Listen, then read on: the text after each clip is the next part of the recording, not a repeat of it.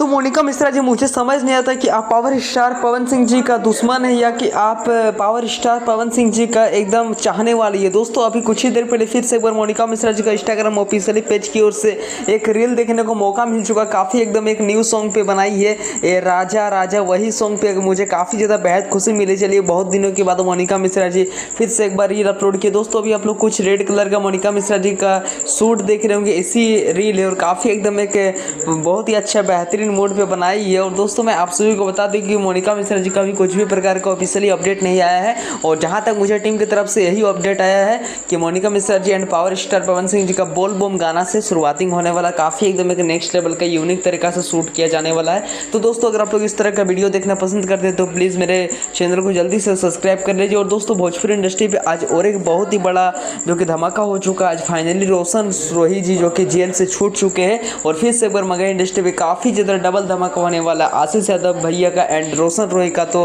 अब दोस्तों एकदम टक्कर चलने वाला, काफ़ी एकदम एक नेक्स्ट लेवल का यूनिक तरीका से फिर से एक बार मगही इंडस्ट्री पे धमाका होने वाला। दोस्तों मैं इसी चैनल पे अगर आप सभी का कमेंट डिमांड आएगा तो बैक टू बैक में रोशन रोही का भी वीडियो अपलोड करूँगा। तो पहले आप लोग कमेंट करके बताइए कि रोशन रोही का आप लोग वीडियो देखना पसंद करोगे या नहीं। और जैसा भी कुछ DM आएगा मैं आप सभी को चैनल के माध्यम से बैक टू बैक अपडेट देता रहूँगा। लगे